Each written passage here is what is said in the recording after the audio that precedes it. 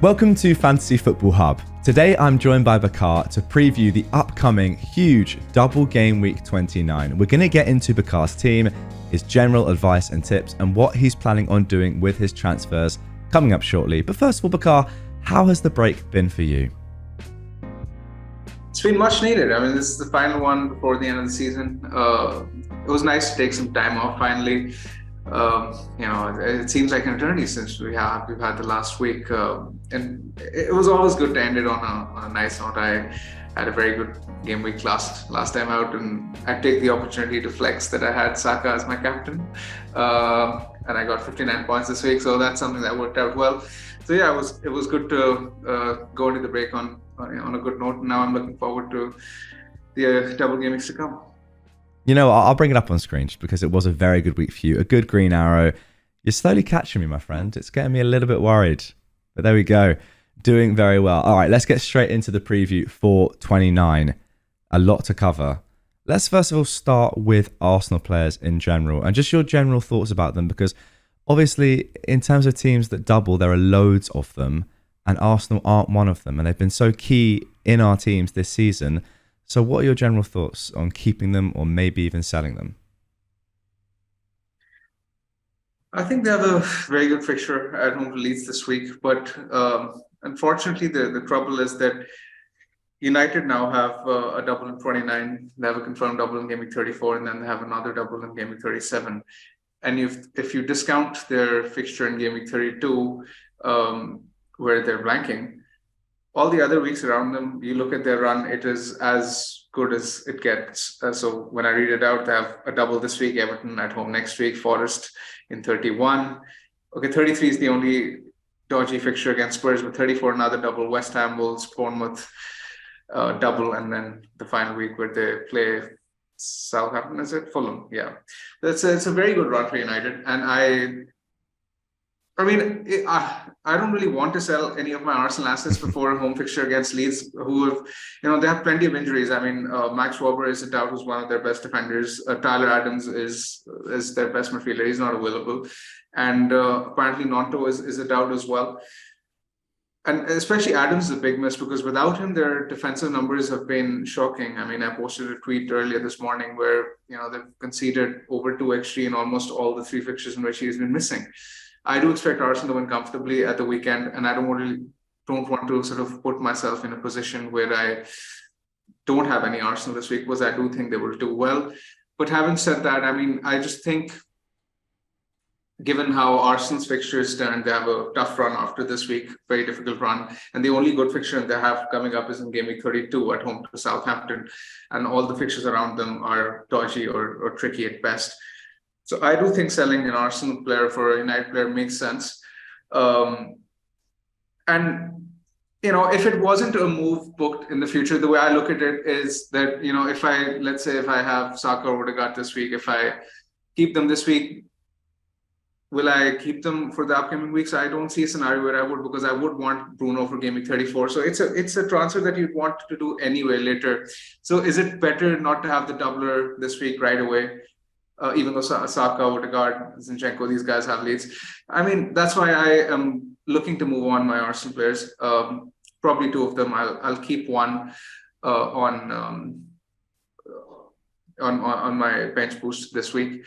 But yes, okay. I do think it makes sense to get rid of Arsenal. I'm all of us own Rashford. Bruno is the one, obviously, who appeals, and Shaw is the other one who I'd get in for the Arsenal defender. These are the optimal 3 from United. It would have been far more easier had United had a decent forward, because, we don't really have that many appealing forwards at this point in time, where there's so many midfielders you want. There's Salah, Rashford, Bruno, Brighton mids. It's very difficult. Maddison as well. So, I mean, tough decisions have to be made. Okay, let's get into your team then, just straight away, because you mentioned that you're thinking of selling your Arsenal players. Then 2 out of the 3 you said. Which 2 would they be from your current team? So Bruno and Shaw are the ones I want. Okay. So that's Zinchenko to Shaw, number 1. That's a move I'm considering. Yeah. I'm not exactly high on it because United, their defense isn't really as good without Casemiro, and Casemiro is out till game week 31. So Yeah. this fixture, I don't see United keeping a clean sheet this week. But again, it's two fixtures against one, right? Plus, it's a move I'd want to do in 30-31 anyway, because Zinchenko has poor fixtures. Zinchenko has Liverpool away next week, while Shaw has Everton at home. So it's not just a move for this week; it's a move for the long term. And let's say till game week 33, 34, I expect the 4-point hit to pay off. It's basically that logic that I'm thinking. The other thing is that I want to keep Saka. He's served me really well this week as well. But if I kept Saka, I'd be priced out from a move from Tony to Haaland next week, which is very, very important, because this is something which we have to keep in mind, that whatever we're doing this week, we have to keep enough money in the bank to move from Tony to Haaland next week, for those who don't own Haaland, like me. So I'm going to keep Odegaard. I'm going to sell Saka for Fernandes. Wow. And I don't actually think, to be very honest, I mean, reading on Twitter, a lot of people seem skeptical to sell Saka, and rightly so, given his form. But they're very comfortable with the idea of selling Odegaard. But when you look at the underlying numbers, Odegaard's XGI of 4 over the previous 6 fixtures is actually much better than Saka's of 2.8. And even when you look at their points in those fixtures, you take last week away, and Odegaard has outscored Saka in 4 of the last 5. So, I mean, I think it's a case of recency bias as well. Saka as well. People are sort of more reluctant to sell him. But, had we looked at this after, let's say, his blank against Fulham and Bournemouth, more people would have been more keen to make this move. So I'm not exactly opposed to this transfer. I know the risks. I know that Saka is an excellent option at home to Leeds. But I would, again, just rather have the double game week here, because I want them in place for the future weeks. And 30-31 is another reason to just jump off Arsenal, in my opinion. Wow. There you go. So Saka moving on instead of Odegaard. Who would have expected that? Not me, but you. But okay, so how about if Odegaard and Saka were the same price, or a better way of phrasing that is, if money was no option, who would you choose out of them two now? I would prefer Saka because of penalties, even though their underlying numbers are kind of similar. I would prefer Saka because of penalties any day. But it's just the fact that selling Saka allows me to do Tony to Haaland next week for free. I don't want to do that move for a hit. If I kept Odegaard, then I would have to take a hit, which I don't think is worth it. So your thought is to sell Tony then for Haaland. What about keeping Saka instead of Odegaard and selling Kane for Haaland? Is Kane someone that you definitely want to keep in your team? There are a couple of reasons to this. Looking at firstly, Tony has a has a suspension looming. I mean, he's a transfer out waiting to happen. I mean, let's face it. So assuming that Tony will be a long-term pick is not really a fair assumption to make, because I can sell Kane for Haaland. That's very easy with the funds. But I just think that Tony is not a long-term option for us anymore. And even when you look at Brentford's fixtures, they're slightly iffy, especially if you're looking to free hit in 32. I mean, their fixtures aren't the easiest from game week 30. I mean, Newcastle, Chelsea, Wolves. I mean, they're dodgy fixtures. Mm-hmm. So I'd rather sell Tony. Secondly, there's also the fact that Kane has Bournemouth at home in 31, which I think is a haul probably waiting to happen for Kane. And even the next two are all right fixtures. I mean, Everton away and Brighton at home, they're okay fixtures for Kane. And he does sort of keep ticking along. Yeah. The main thing is that I have looked into the option of selling Kane this week, even for someone like a Solanke to afford Salah. But the main thing for me is that I have looked into transfers after Game Week 31, which I believe everyone should, because we have the Game Week 34 schedule now, and it's important to plan ahead. And if I am to afford the likes of Trent in Game Week 34, which I would almost certainly want to move Chilwell on for Trent at that point, because Liverpool have a double in 34 and 37 and good fixtures around it. In that case, Kane has to go for a bench fodder soon. so that we can spread the funds in midfield and defense. So that's why I think he's a good cash cow.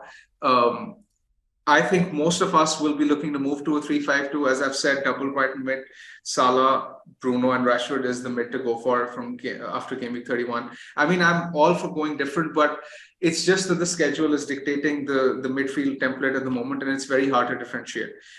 So, I mean, it's basically a collection of all these things, which makes me think that Kane is a good option right now. And once I've played the bench boost, I can sort of downgrade him to a bench fodder and spend the rest of the budget in defense and midfield. Okay. So then you mentioned Brighton players, and obviously right now they are extremely important in a lot of our teams. You have 3 yourself. You mentioned the 2 midfielders as well.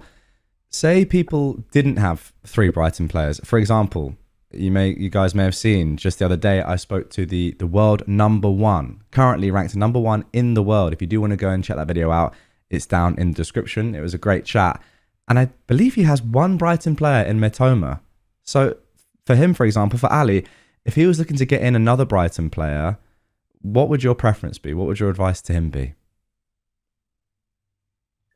I would definitely double up on their midfield. I mean, their numbers under De Zerbi have been absolutely incredible. You look at their XG numbers since the restart, they're among the top 3 in the division, almost matching Arsenal and Man City for numbers. And given their price, they're absolute steals. If I was to pick one of the mids, it's a difficult choice, but given the goal threat, especially since he's playing number 10, his goal threat is actually significantly better than March and Mitoma's when you look at the numbers. The shots in the box, big chances, non-pen XG, McAllister's coming out on top. And not just that, even just also the fact that he has penalties to fall back on, let's say if he doesn't deliver from open play.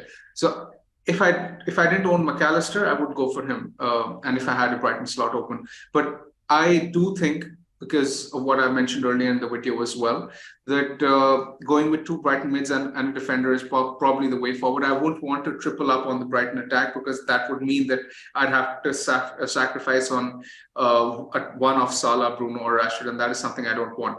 Further, another point I'd like to make here is that Brighton play Spurs and Chelsea in game week 30 and 31. And those are tricky fixtures, and those are fixtures in which I'd probably like to bench one of my Brighton players. And it would be far easier to bench a Brighton defender than an attacker. So that's another reason to just go with 2 Brighton mids and a defender. Because to be fair, even in those fixtures against Tottenham and Chelsea, you wouldn't bank against them scoring 2 or 3 goals, even away. I mean, that's the sort of form that they're in, and the numbers that they're posting under De Zerbi, as you said. Okay, so if we have 2 Brighton midfielders, we have Rashford, Fernandes, and you're saying that eventually you want Salah to come in for those upcoming doubles and just good fixtures anyway. That leaves no space, really, for any other midfielders, and therefore no real space for the likes of Maddison. So you're saying that you're not going to go with him? I mean, given how my team is looking like, I basically have to choose between one of Maddison or Fernandes, and it would be far more convenient for me to get Fernandes in and set myself up for the upcoming weeks and for 34 and 37, rather than bring Maddison in this week and then sell him next week, because Maddison, in my opinion, is a transfer in and out. There is no scenario I can see where I would want to keep Maddison after game week 30. Leicester don't have a double. Even in game week 31, before the week where most of the FPL matches will be free hitting, Leicester have City away in 31, which is a tough fixture. So in 31, you'd want to sell Maddison. I mean, I maintain he's a great pick. His numbers are really good. In fact, in recent weeks, he's been creating a lot of chances that the Leicester attack has been very wasteful.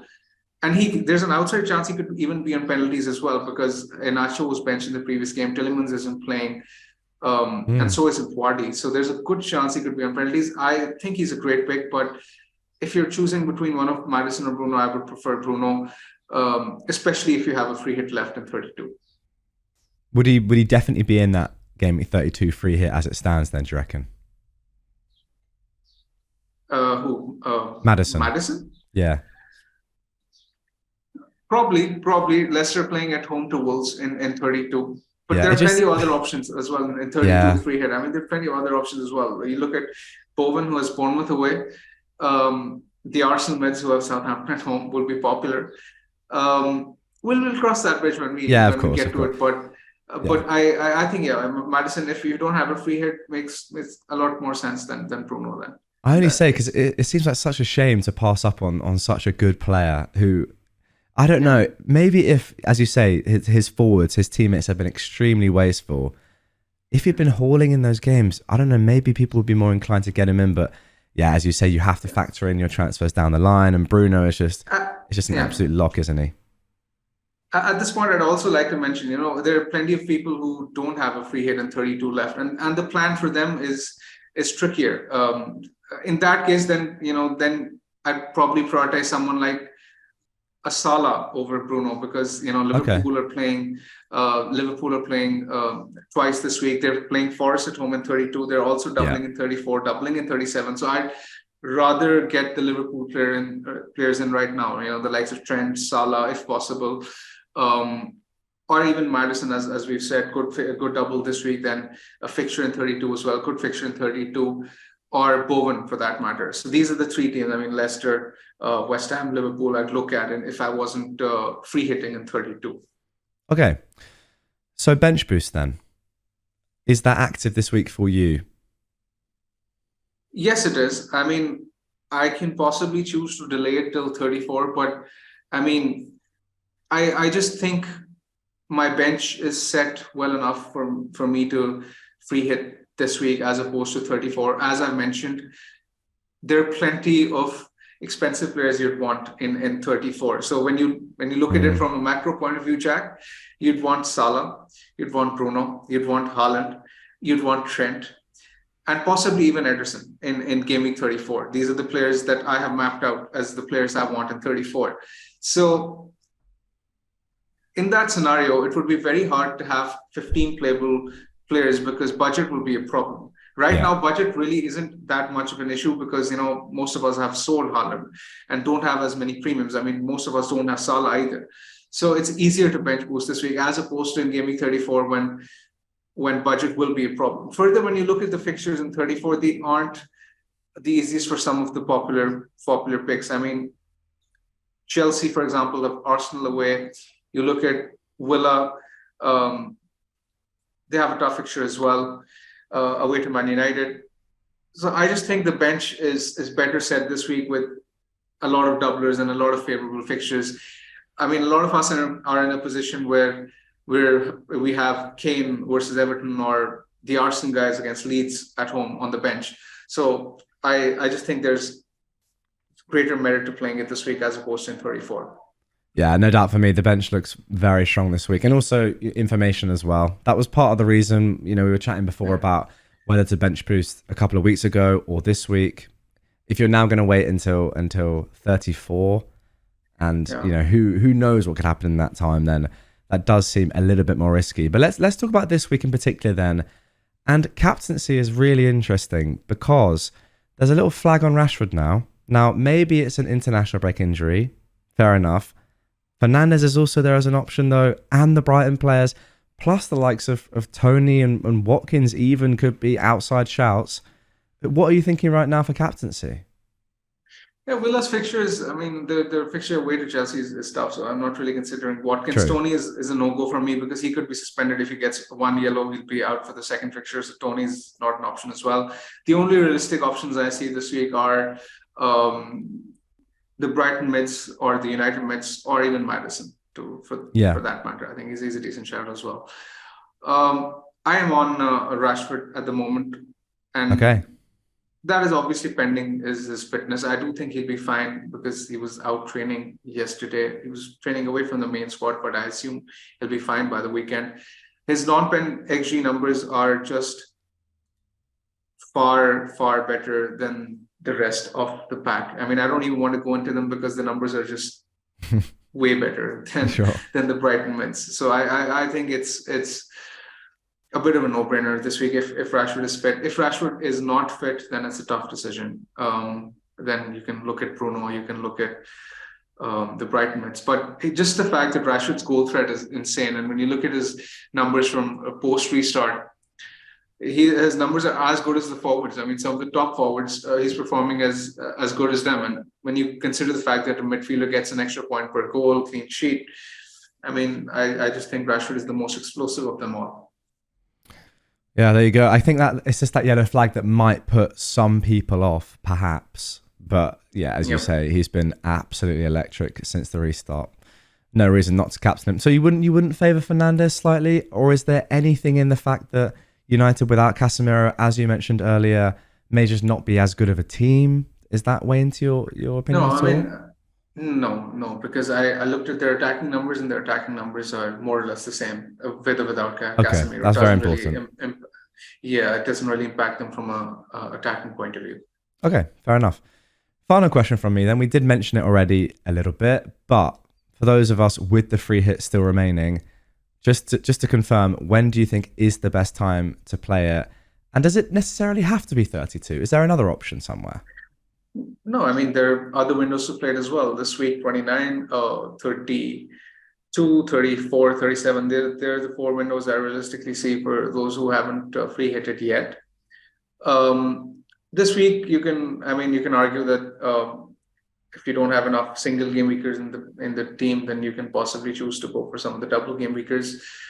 But I think for most FPL managers, they'll be looking at Gameweek 32. The main reasons are basically a compilation of what I've said in the video anyway. I'll just repeat them quickly. Just the fact that Brighton are doubling in 34, 37, United are doubling in 34, 37. And also blanking in 32. Same goes for Man City. So these are the three teams which are blanking in 32 and doubling later. Similarly, Arsenal have tough fixtures after this week, and in and around game week 32, their fixtures are difficult, while they have Southampton at home in game week 32. So that's an excellent fixture for them, and you'd want triple Arsenal in that team, in your team for that week. Other than that, Liverpool have Forest at home in 32. You'd want to triple up on Liverpool. You'd also want to get players from West Ham, probably, because West Ham are playing Bournemouth. A lot of us have Newcastle and Spurs players in our squad. I mean, Kane is popular, so are the Newcastle defenders, and Newcastle plays Spurs. So that seems like, that doesn't really seem optimal. Yeah. So again, it's just a combination of these reasons which make it very easy to free hit in 32, because it's very easy to navigate the weeks around 32 if you choose to free hit in that week. Yeah, I mean, I completely agree. I think it seemed pretty nailed anyway, and then we got the announcements of the teams that were doubling in 34, that were blanking in 32, and then that just kind of confirmed it to me that 32 has to be the week. Really, I don't know. It just seems too easy not to, and it seems like it would be a little bit overthinking it a little bit too much to not do it, just because it does seem quite an obvious move. But Bakar, that is going to do it for this one. Thank you very much for all your advice and tips for the upcoming double. Big week. We're going to see some huge scores.